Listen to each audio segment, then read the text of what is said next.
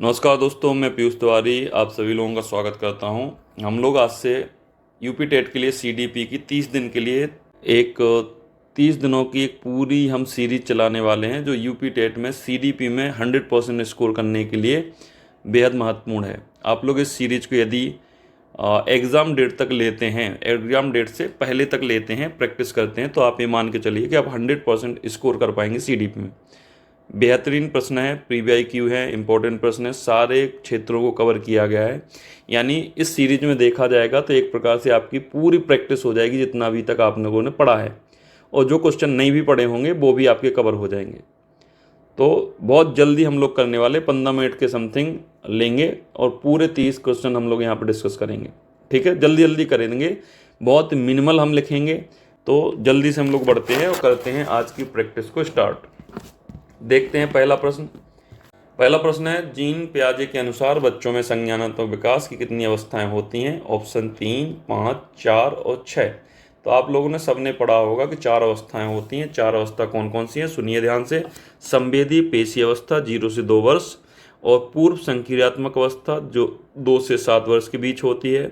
मूर्त संक्रियात्मक अवस्था 7 से 11 वर्ष, और आमूर्त औपचारिक संक्रियात्मक अवस्था जो होती है यह 11 से 18 वर्ष के बीच में होती है।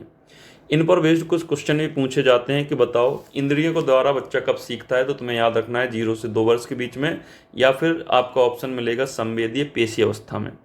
भाषा का विकास कब होता है? तो बोलोगे 2 से 7 के बीच में, यानी 2 से 7 साल के बीच में भाषा का अच्छा विकास होता है। तो आपको याद रखना है 2 से 7 साल। और तार्किक चिंतन कब करता है? तो आप बोलोगे 7 से 11 वर्ष की उम्र में तार्किक चिंतन करने लगता है, और इस अवस्था को हम बोलते हैं मूर्त संक्रियात्मक अवस्था। और बच्चा क्रिटिकल प्रॉब्लम को सॉल्व कब करने लगता है? तो आपको याद रखना है 11 से 18 वर्ष के बीच में, और इस एज ग्रुप को हम बोलते हैं आमूर्त औपचारिक संक्रियात्मक अवस्था। तो राइट ऑप्शन होगा आपका ऑप्शन नंबर 4। अगला प्रश्न है, वाइगोत्स्की के अनुसार समीपस्थ विकास का क्षेत्र यानी जेडपीडी किसे कहते हैं? आपके ऑप्शन है बच्चों की वर्तमान क्षमता, बच्चों की अधिकतम क्षमता, वास्तविक और संभावित विकास के स्तर के बीच का अंतर, केवल आनुवांशिक क्षमता।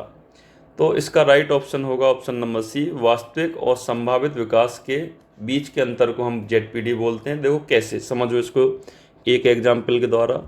यदि कोई बच्चा है जो साइकिल चलाना पहले से जानता है, तो साइकिल चलाने के जो ज्ञान है उसको हम बोलेंगे वास्तविक ज्ञान।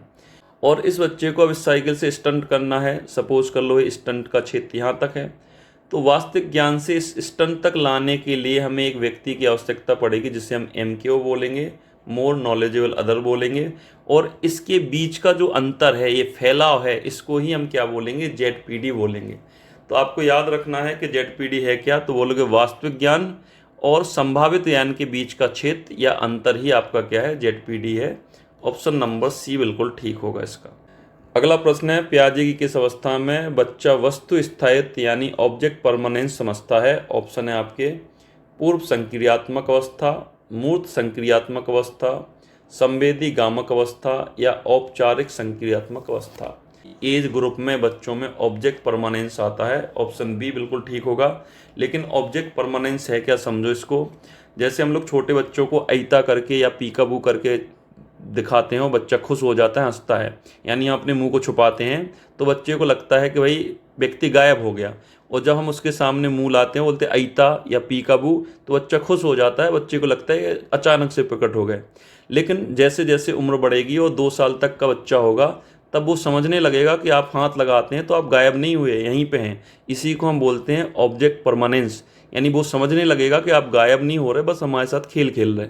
ठीक है, तो ऑप्शन नंबर बी बिल्कुल ठीक होगा। आगे, किसने कहा बच्चा खेल के माध्यम से सीखता है? आपके ऑप्शन है थॉर्नडाइक, फ्रोवेल, स्किनर या वंडूरा। तो राइट ऑप्शन होगा फ्रोवेल। फ्रोवेल ने ही किंडरगार्टन जो पद्धति थी उसको विकसित किया था, तो आपका राइट ऑप्शन होगा फ्रोवेल। अगला प्रश्न है, बाल विकास में समावेशी शिक्षा इंक्लूसिव एजुकेशन का मुख्य उद्देश्य क्या है? आपके ऑप्शन है केवल प्रतिभाशाली बच्चों को पढ़ाना, सभी बच्चों को एक साथ शिक्षित करना, विशेष बच्चों को अलग अलग स्कूल में पढ़ाना, या गरीब बच्चों को छात्रवृत्ति देना। तो इंक्लूसिव का मतलब है बहुत सारे बच्चे यदि एक क्लास में हैं जैसे हमने माना भाई एक बहुत तेज बच्चा है जो बहुत तेजी से सीखता है, दूसरा बच्चा है जो बहुत स्लो सीखता है, और एक एवरेज बच्चा है, और एक दृष्टिबाधित बच्चा है। तो बहुत सारे प्रकार के बच्चे हैं, इनको एक ही कमरे में एक ही क्लास में बिठा के हम लोग सिखाएंगे। टीएमएल अलग अलग शिक्षण विधियों का प्रयोग करके सिखाने की कोशिश करेंगे। तो इसी को हम बोलेंगे इंक्लूसिव एजुकेशन, समावेशी शिक्षा। यानी समावेशी का मतलब है बहुत सारे पृष्ठभूमि या बहुत सारे बच्चों को एक साथ बिठा के सिखाना। हम सेग्रीगेशन की बात नहीं करेंगे, यहाँ पे अलगाव की बात नहीं करेंगे, और जहाँ भी अलगाव होगा वहाँ पे समावेशी शिक्षा हो नहीं सकती, इंक्लूसिव एजुकेशन हो नहीं सकती। तो केवल जहाँ पर लग जाए तो वो आंसर तो वैसे ही गलत हो जाएगा। बच्चों को एक साथ शिक्षित करना, ऑप्शन नंबर बी बिल्कुल ठीक होगा। बच्चों को एक साथ शिक्षित करना, विभिन्न पृष्ठभूमि के बच्चों को एक साथ बिठा के शिक्षित करना, ये ज़्यादा बेटर बनेगा। तो ऑप्शन सी और ऑप्शन डी भी गलत होगा, बी ऑप्शन आपका बिल्कुल ठीक है। अगला प्रश्न है, स्किनर का क्रिया प्रसूति अनुबंधन किस पर आधारित है? ऑप्शन है दंड और पुरस्कार, अवलोकन और अनुकरण, अंतर्दृष्टि और मानसिक मानचित्र। तो आपको आंसर करना है इन चारों ऑप्शन में से कौन सा सही होगा। तो स्किनर ने अपना जो सिद्धांत दिया क्रिया प्रसूति, इसका मतलब है कि जो भी आप व्यवहार करेंगे उसका रिजल्ट के हिसाब से हम चीज़ों को पुनरावृत्ति करेंगे या चीज़ों को भुलाएंगे। जैसे सपोज करो आपने कोई काम किया, उसमें आपको रिवॉर्ड मिला, लोगों ने तारीफ़ की, आपके मम्मी पापा ने तारीफ़ की कि भाई बहुत बढ़िया किया, तो बच्चे को लगेगा भाई सही कर रहे, तो वो अपने काम को, ऐसे कामों को भाई दोहराएगा, पुनर्बलन करेगा, यानी उसके व्यवहार में रिपीटेशन देखा जाएगा। यदि उसने कुछ काम किया और बाप मताई ने भाई डांट दिया, उसे फटकार लगा दी, दंड दे दिया, इसका मतलब वो अब उस व्यवहार को नहीं दोहराएगा। तो केवल हमें याद रखना है कि क्रिया प्रसूति का नियम क्या कहता है कि जो भी रिजल्ट आएगा, रिजल्ट का अनुभव सुखद होगा तो चीज़ों को दोहराया जाएगा, उस व्यवहार को दोहराया जाएगा, और यदि रिजल्ट का जो परिणाम होगा वो दुखद होगा तो उस व्यवहार को नहीं दोहराया जाएगा। तो इसको हम बोलते हैं पुरस्कार एवं दंड की व्यवस्था। तो ऑप्शन नंबर ए बिल्कुल ठीक है। अगला प्रश्न है, पावलोव के शास्त्रीय अनुबंधन प्रयोग में प्रयुक्त जानवर कौन सा था? बिल्ली था, चूहा था, कुत्ता था, बंदर था? तो ये आप सभी लोग जानते होंगे, कुत्ता था। ऑप्शन सी बिल्कुल ठीक होगा। अगला प्रश्न है, अल्बर्ट बंडूरा का सामाजिक अधिगम का सिद्धांत किस पर बल देता है? पुरस्कार एवं दंड पर, अवलोकन और अनुकरण पर, अंतर्दृष्टि पर, या सजा पर? तो सामाजिक अधिगम का मतलब है समाज के द्वारा सीखना, और समाज में बच्चा कैसे सीखेगा? लोगों को देखकर, उनका अनुकरण करके, यानी अवलोकन और अनुकरण करके सीखेगा। ऑप्शन नंबर बी बिल्कुल ठीक होगा। अगला प्रश्न है, थॉर्नडाइक का अभ्यास का नियम क्या कहता है? लॉ ऑफ एक्सरसाइज क्या कहता है?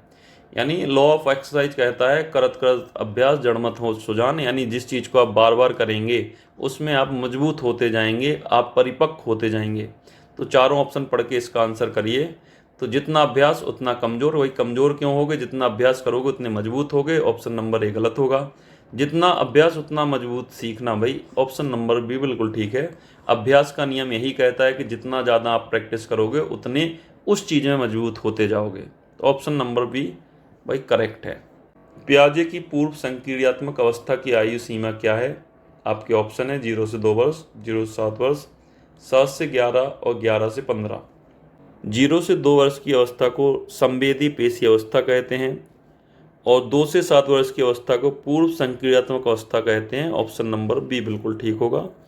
पूर्व संक्रियात्मक अवस्था में ही ऑब्जेक्ट परमानेंस आता है, और इसी अवस्था में बच्चा भाषा का विकास करता है, भाषा तेजी से सीखता है। ये भी हमें याद रखना है। अगला प्रश्न है आपका, बहुबुद्धि सिद्धांत किसने दिया? ऑप्शन है थॉर्नडाइक, स्पीयरमैन, हार्वर्ड गार्डनर, या पियाजे ने?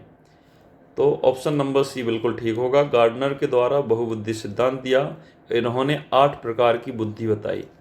ये भी हमें याद रखना पड़ेगा। अगला प्रश्न है, मास्लो की आवश्यकता श्रेणी में सबसे निम्न स्तर की आवश्यकता कौन सी है? तो भाई इस प्रकार से कुछ स्पेक्ट्रम है मास्लो का, और इसको 5 भागों में बांटा गया है। तो ये सबसे नीचे का स्तर है, फिर एक ए स्तर है, और फिर एक ए स्तर है। 6 हैं टोटल कुल मिला के, 1 2 3 4 5 6, 1 2 3 4 5 ही है। देखो, तो सबसे निचला जो स्तर है यह शारीरिक ज़रूरतों का है। शारीरिक ज़रूरतें जैसे नींद हुआ, भूख हुआ, प्यास हुआ, ये सब जितनी भी शरीर से संबंधित क्रियाएं हैं ये आपकी रखी जाएंगी सबसे नीचे, यानी सबसे निचले स्तर पर रखा गया शारीरिक आवश्यकताओं को। फिर इससे ऊपर रखा गया है भाई सुरक्षा को, कि भाई सुरक्षा तो मिले, यदि हमारा जीवन है तो सुरक्षा मिले, उल्टा लिख दिया भाई सुरक्षा मिले, यानी हमारे जीवन की सुरक्षा हो। इससे ऊपर रखा गया है भाई प्रेम और स्नेह को। सुरक्षा मिल गई तो भाई व्यक्ति को प्रेम भी चाहिए, प्रेम मिलना चाहिए, स्नेह भी मिलना चाहिए। प्रेम स्नेह मिल गया तो ऊपर रखा जाएगा फिर आत्मसम्मान को, भाई सम्मान भी मिलना चाहिए, समाज में सम्मान की भावना भी होनी चाहिए मेरे प्रति।